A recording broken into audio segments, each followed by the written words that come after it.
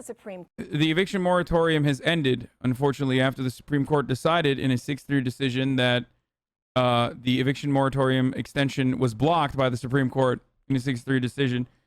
We have now, the conservative majority we're going to talk about this a little bit. The Biden administration's temporary ban on evictions. Weijia Jiang is here now to break this ruling down for us. Weijia, good morning. Is this a blow for the president at the hands of the high court? I mean, you may remember that President Biden was not going to try to implement any additional measure to help people who were struggling to pay the rent, because he said, despite trying, despite the CDC looking for a legal path forward, there simply wasn't one. But there was mounting pressure from progressive lawmakers. You might remember Cori Bush, who was literally camped out on the steps of the Capitol because she was urging the administration to act. And, you know, at the end of the day, he said, I'm going to give this a shot, even though he acknowledged it was likely not going to pass constitutional muster. But the one thing that may have done is give some local and state jurisdictions more time to distribute funds that Congress had already approved. But it doesn't seem like they did. Nope, $40 billion is still unused. So no, that did not happen. And it didn't happen for the past year. So why would it happen now? I believe the number is somewhere around $21 billion of unpaid rent right now in the United States of America. And the amount of funds that we had for rental assistance programs was like around, was it 60? I mean, it's double the amount. Here, I'll give you the actual numbers. I should stop fucking freestyling. Okay, the Alabama Association of Realtors, which sued to challenge the moratorium in the Friedrichs case, argued that landlords would lose $13.8 billion to $19 billion each month in unpaid rent as a result of the moratorium, which is a lie. That's not a fair estimation. Okay? The March and December stimulus package gave states $46.5 billion in emergency rental assistance, but Insider reported on Wednesday that only 11% of that aid has gone out, with 89% of it unspent at the time of the Supreme Court's ruling. 89% of the $46.5 billion is unspent, just waiting to be spent right now. Did that much with the time, quite frankly, because just yesterday we heard from the Treasury Department that only about $5.1 billion of the $46 billion already approved by Congress for rental assistance has gone out through the end of July. And so that's precisely what the administration, what President Biden will focus on now, is trying to get that money through, since it's just sitting there. There is no vehicle to use this money appropriately. That's one of the issues, okay? That's one of the main problems. In the United States of America, we do not have like accurate aid distribution programs. A lot of people don't have fucking bank accounts. We don't have public banking in postal offices. You know what I mean? So that's one of the significant hurdles to overcome. So that money's just sitting there. Some of the landlords don't want that money because they want to fucking be able to evict their renters and take advantage of the new rental market where they can overcharge for that same fucking house without repairing it.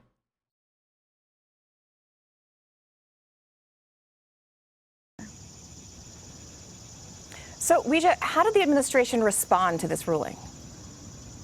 Well, Jen Psaki, the press secretary, issued a statement. She said, a lot of the, one last thing. A lot of the government programs are also incredibly difficult to take advantage of. It is so purposely convoluted and so purposely difficult to fucking actually get money out of the government. Literally on purpose, by the way. Like in Florida, for example, trying to get unemployment insurance in Florida is nearly impossible. And the glitches are built into the system. The glitches are literally built into the website. So it's as difficult as possible to be able to get unemployment insurance. In Florida, like they openly state this. Okay? So the same like hoops that you have to jump through in order to get like any sort of aid or any sort of relief for your rent assistance is also incredibly difficult. Once you fill up that fucking mountain of paperwork and become a bureaucrat in and of itself and become a bureaucrat on your own to be able to even get this relief, and you might not have time to be able to do that, but let's say you did, let's say you fucking figured it out, let's say you finally were able to fill out the paperwork and get that relief, then your landlord could just say, no, I don't want this. So there's also that.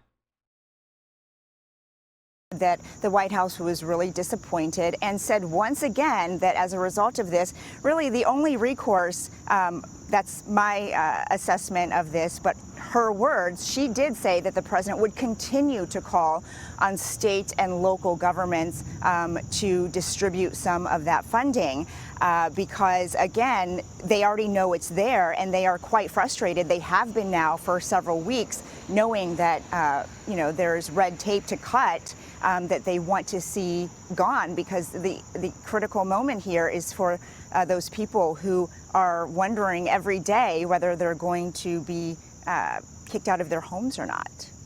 But this is not the first time this has happened. I mean, the last time that this was overruled by the Supreme Court, the administration basically said, like, our hands are tied. We can't do it anymore. The Supreme Court said we can't. And then, as you mentioned, they did it again. I need to show you some of the opinions from this fucking SCOTUS decision, dude. It is so nasty. It's such bile, dude. Debate Lord Andes, dude. Holy fucking shit.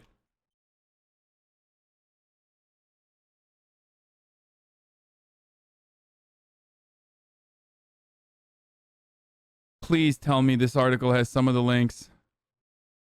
The majority opinion, which was unsigned, said the Centers of Disease Control and Prevention had exceeded its authority. The CDC has imposed a nationwide moratorium on evictions in reliance of decades-old statute that authorized it to implement measures like fumigation and pest extermination, the opinion said. It strains credulity to believe that this statute grants the CDC the sweeping authority that it asserts. Stephen G. Breyer, writing in the three dissenting justices, faulted the court for its haste during a public health crisis. I don't care about the dissenting ones. Justice Breyer wrote that the public interest is not favored by the spread of disease or a court second-guessing the CDC's judgment. Wait, come on. I need to show you, like, the dipshit-ass fucking things that they said. But landlords who've said the moratorium saddled them with billions of dollars in debt hailed the move. The government must move past failed policies, blah, blah, blah. Fuck you guys. Congress does not act after political pressure from Democrats, surge in the pandemic.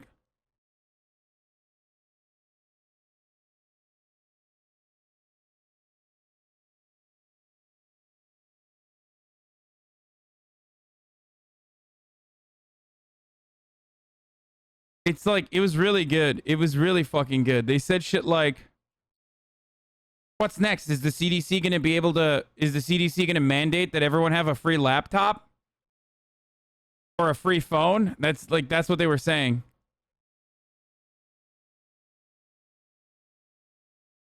The law that challengers wrote was concerned with quarantines and inspection. No, not that. I wonder if it's in this article. Nope.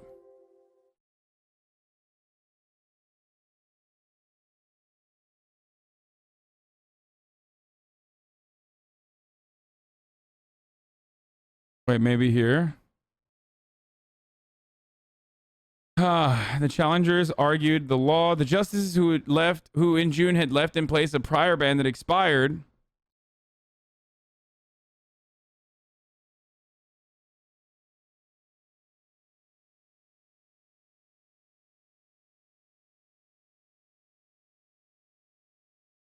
Fuck.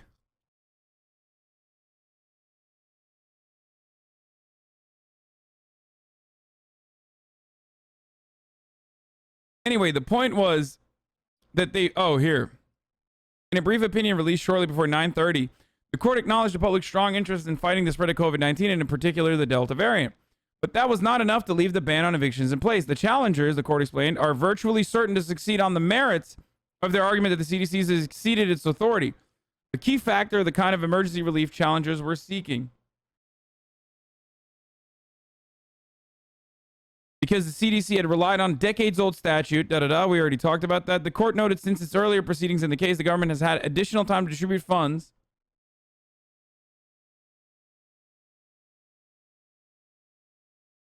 Oh, here it is. Measure necessary.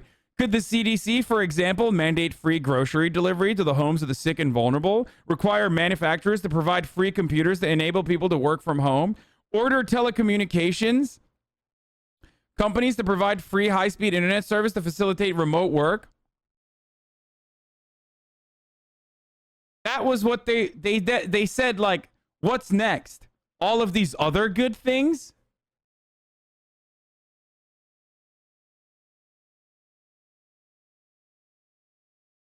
Can you imagine?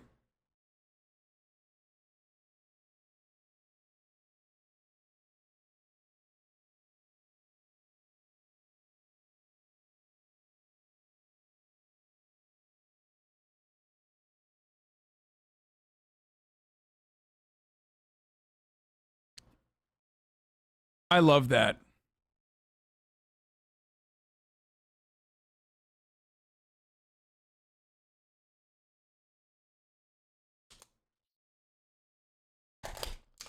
And that is at the heart of why the Supreme Court operates the way it does. It's a fucking capitalist a defender of it's like the final fucking defense of capitalism.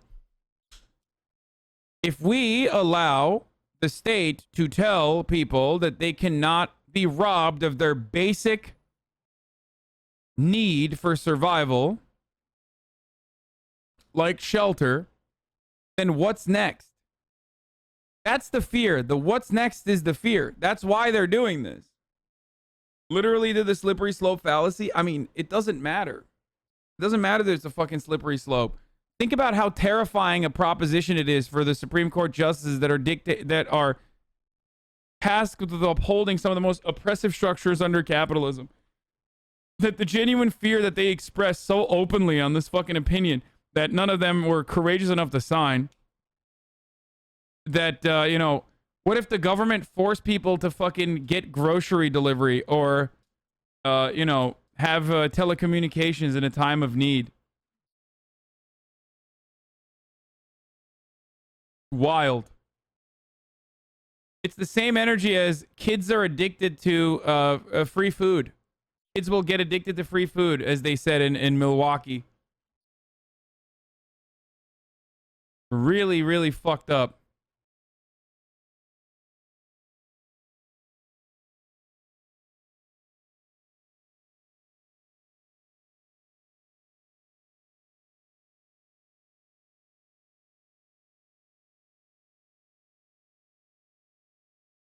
So now, as a consequence of this decision, you know, in the absence of any sort of serious measure put in place to provide adequate relief to the people that need it, millions of people are slated to be evicted in the middle of a fucking pandemic when the next spike is going to come soon, especially in fall as summer is going away. As we're getting into fall. And there's still this unspent money. So what more can they do? Can they push Congress to act? Where do they go from here? Well, they will try to push Congress to act, right? Because that's exactly what the ruling said, that it must be up to those lawmakers to authorize this, not any federal agency that wants to enforce power that it does not have. But the reason why President Biden had to move forward without lawmakers is because they did not have the votes. You may remember this was a little bit of a hot potato. The administration called on House Speaker Nancy Pelosi to do something, to take it to the floor, to have a vote on legislation to extend the moratorium. That caught the speaker a little bit by surprise. And there was this back and forth, very public, almost blame game happening about whose responsibility it was to try to extend the moratorium.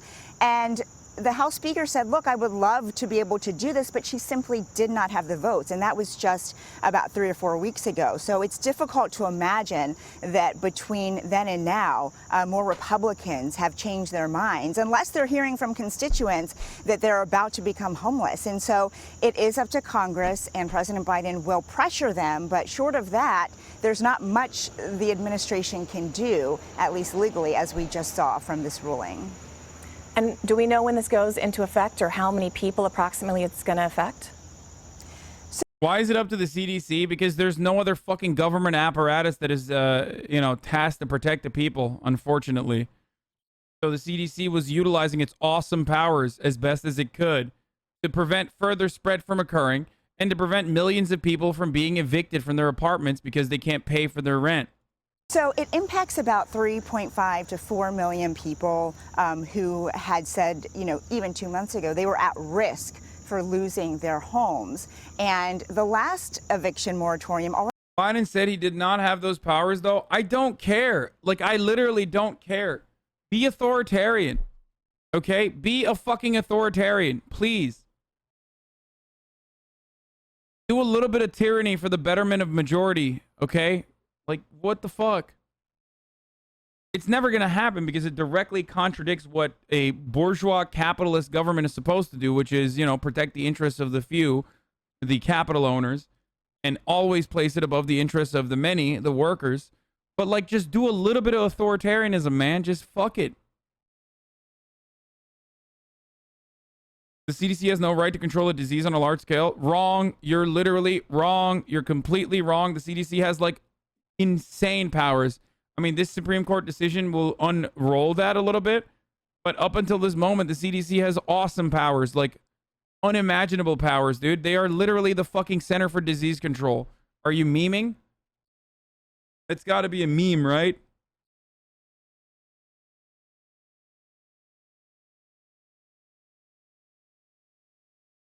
Fuck.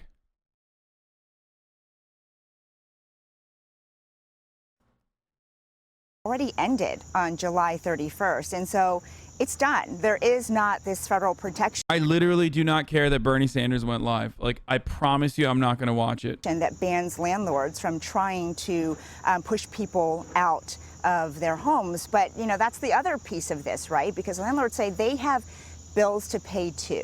And so, they are struggling as well. They should get a job. Like, seriously. A thing you can do if you are a landlord and you're struggling to pay your bills is get a fucking job. Why don't you get a job? It's an investment, right? And your investment is fucked right now. Okay, so what do? Like, what a silly thing. This is what I don't understand. You made an investment. In my opinion, it was an inhumane one. And now you're eating the loss of that investment. Why is it up to the government to fucking protect you and defend your investment? Every landlord tries to act like they're just a small homeowner, like they only have their own home and that's it. It's like, no, motherfucker, get a job. Literally get a job. Being a landlord is a job, is it? Let the fucking renters deal with the problems of the house then. Fuck it. Get a job.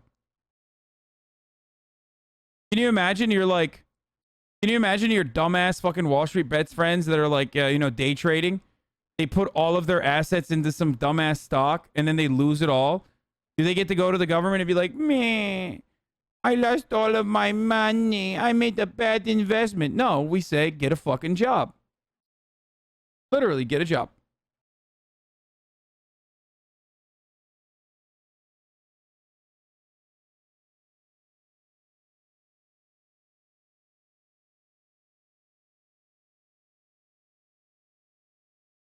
It seems like there are a lot of places that are hiring. They're looking desperately for new waiters and waitresses and things like that. Get a job.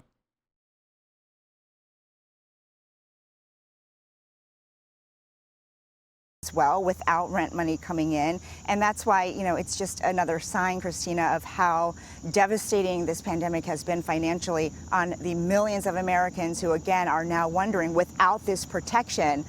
Get a job, but the tenants don't. You have the dumbest take ever. The tenants do have a job. Most of the time, the tenants absolutely have jobs, idiot.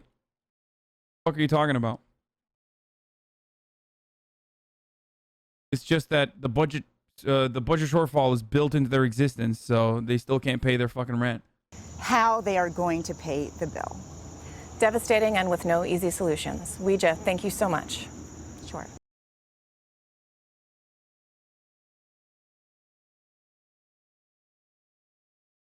Landlords get a job so renters can stay living rent-free. Cool, so the renters stay home then and don't have to pay rent or get a job. What? I like the notion. I like the idea that, like, everyone that's currently fucking living rent-free just simply don't have jobs. Like they just don't have jobs, and that's why they can't pay rent. And not because like rent is insanely fucking expensive for so many people, and that their time might have been cut during COVID. The difference between a renter and a landlord is literally that they have more money than the renter. Okay? They have more money, so they were able to fucking purchase a house, and now they're, you know, renting it out to others.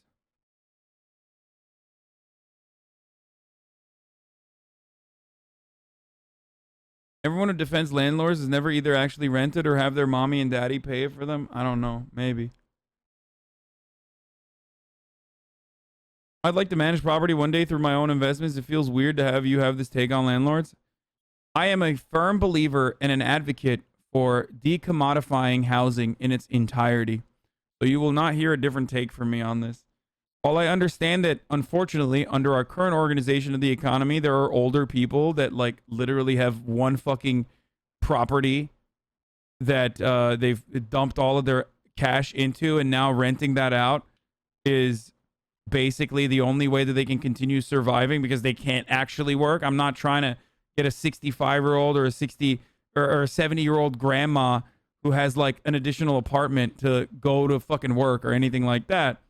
Clearly, that's not what I'm advocating for. I understand that. Okay? But if you're like, you know, if you own multiple fucking properties and that's a nice little additional amount of income that you're getting, and most of these landlords don't just sit on properties, they also have actually like, you know, other jobs that they work at.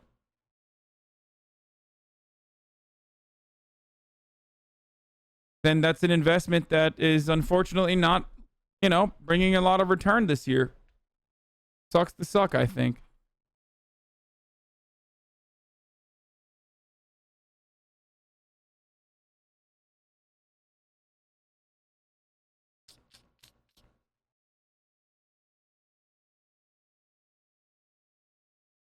I am a landlord because we are able to purchase other properties that we make nothing on except for the rent pays for the mortgages, but every year while the house increases in value in 10 years is worth way more too. The cost used nothing because renters. Yeah, exactly. It is unfortunately incredibly easy to make money off of the real estate market in this country. Like in comparison to other investments, it is literally one of the most like risk-free investments that you can get into. There should be a little bit more risk. No, it's not. Dude, are you fucking kidding me?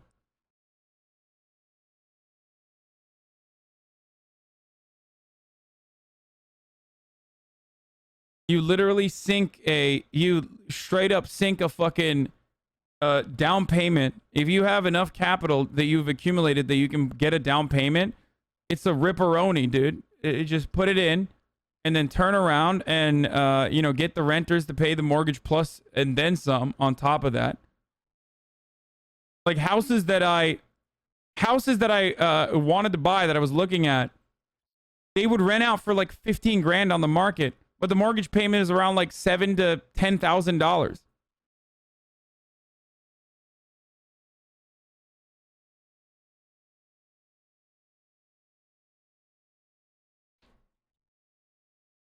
Tenants have almost zero rights. The entire system is designed to protect property and landowners. Absolutely.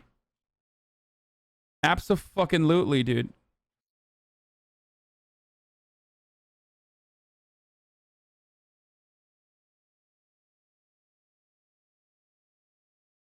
You're having a renter literally pay your equity on a loan that the only difference is you were able to take out a loan. Okay, that's it.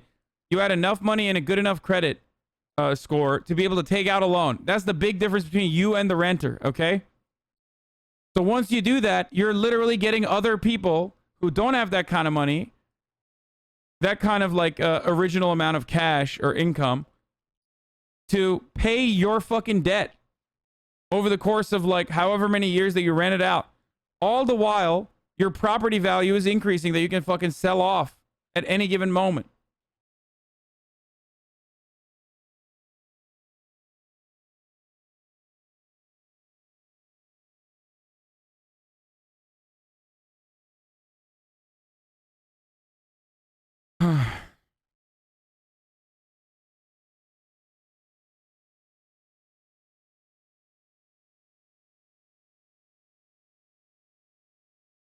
I rented from the same guy for 4 years. He lived in a different state and paid a property management company to handle everything. Never even met the guy. Of course not. Just like you never meet the fucking, you know, the shareholders of your company.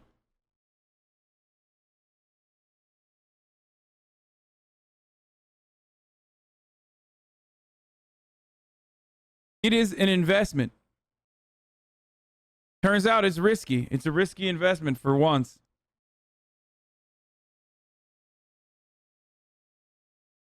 That's a cap. Everything is in place to protect tenants. Landlords always get fucked. Dude, you are delusional, dude. Come on. What the fuck are you talking about, dude?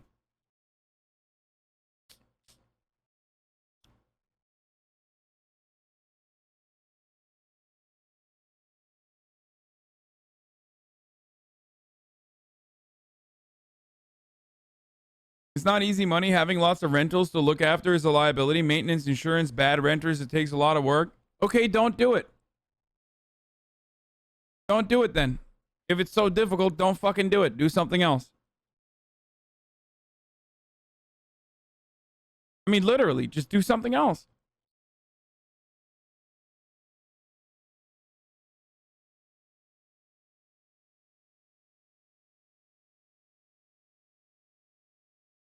There is no such thing as tenants' rights anywhere.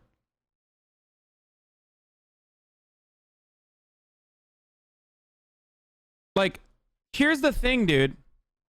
If landlording was so difficult, okay, in and of itself, if landlording was so difficult as a job, then why don't you get a job?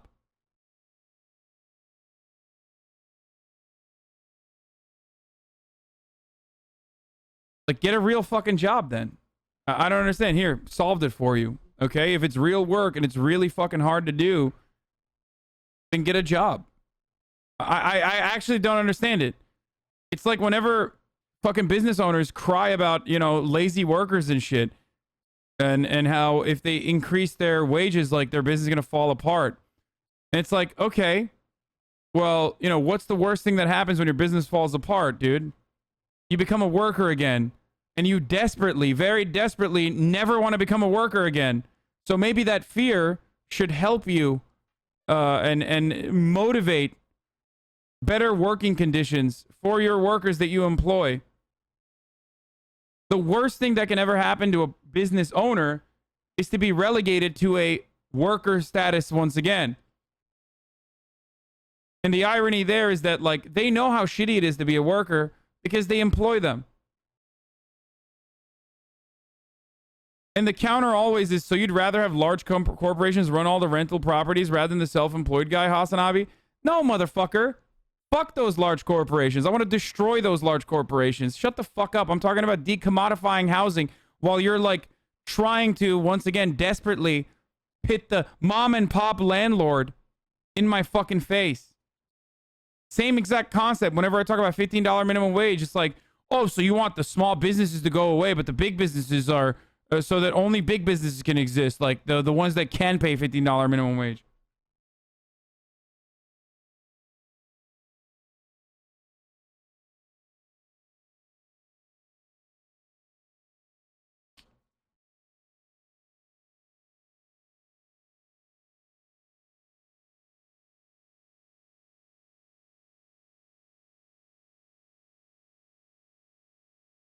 Great stuff.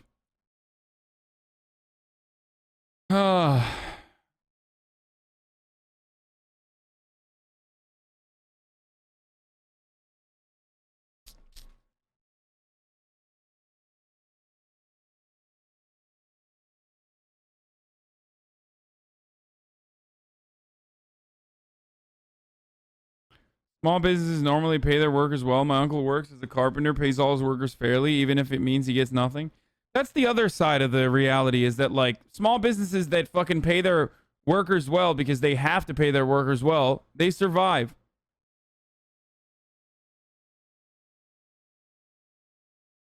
It's like literally McDonald's propaganda. This is the guy. I love this. This is my favorite article. I remember reading this. Like, I'm a landlord with 24 properties. We're suffering during Biden's eviction plan too, and no one is helping. There's The original photo. Oh, here it is. This is my favorite. Engineered tax services in front of his private jet, dude. He's suffering, bro. Fucking suffering. No, it's not an Onion article, dude.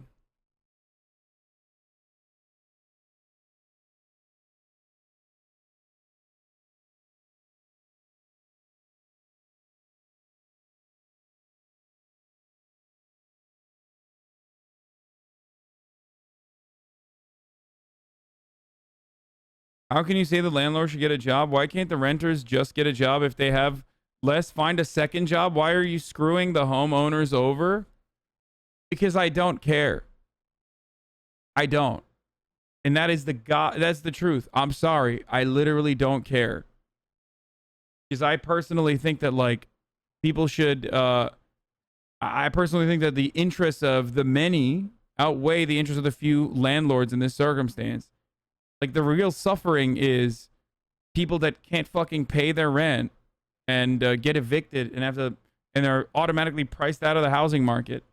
I think that's significantly more suffering. You look and see homeless people all around you every fucking day. You see people eating trash, dude. And then you're like, what about the fucking landlords? They're not owning homes, okay? These are investment properties. The average landlord owns 2.1 properties. You have never met a shitty renter? Yeah, okay, dude.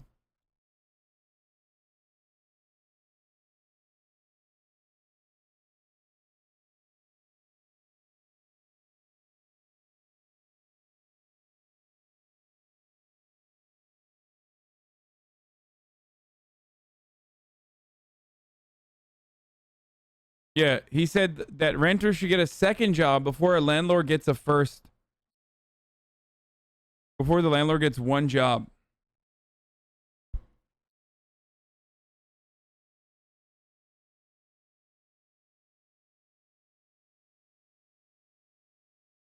Yeah, get 2 jobs to make sure I pay a rich fuck who doesn't need the money, dumbass chatter.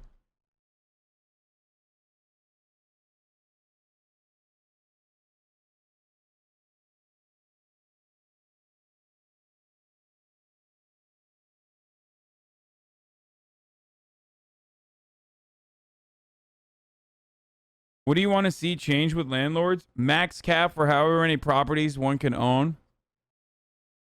Okay.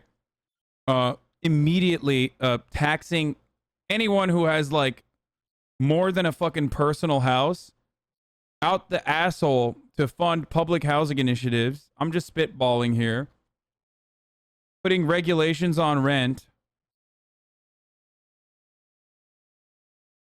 Putting regulations on unused land and unused housing that you're just sitting on, because in a lot of these houses, like, yeah, vacant property taxes. Because in a lot of these markets, like, there are literally empty houses. They're called teardowns. And teardowns, they just sit there. There's nothing. You don't need to spend any money on it.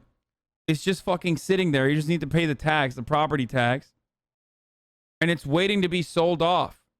It's a house that is in a state of disrepair already, like, or it's old, and like all the other houses in that neighborhood have like been rebuilt. So you're just basically waiting for the right opportunity to sell it off as an investment vehicle.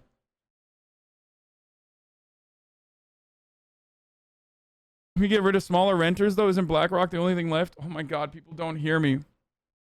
No, BlackRock and big banks that own multiple properties do not exist in this circumstance, okay? In this situation, that's not a thing you can do.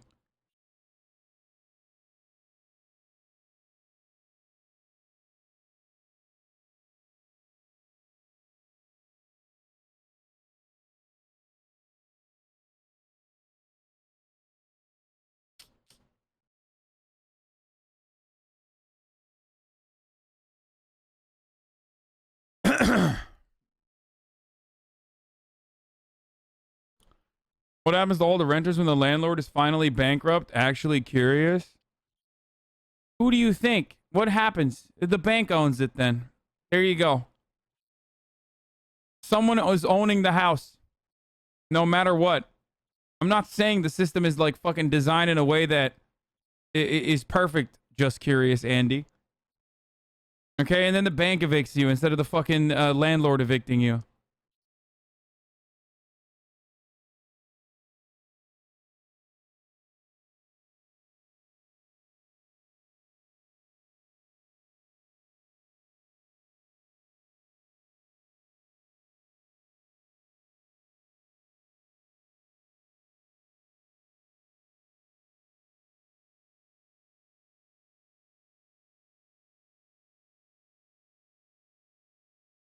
It's a nice sentiment, but capping the number of properties can be bypassed by purchasing triplexes or more luxurious properties. Okay.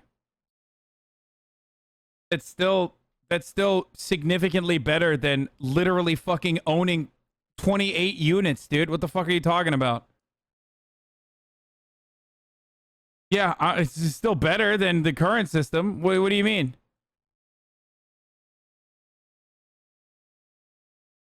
Also, a triplex will still be a 3 property, so it's still 3 units.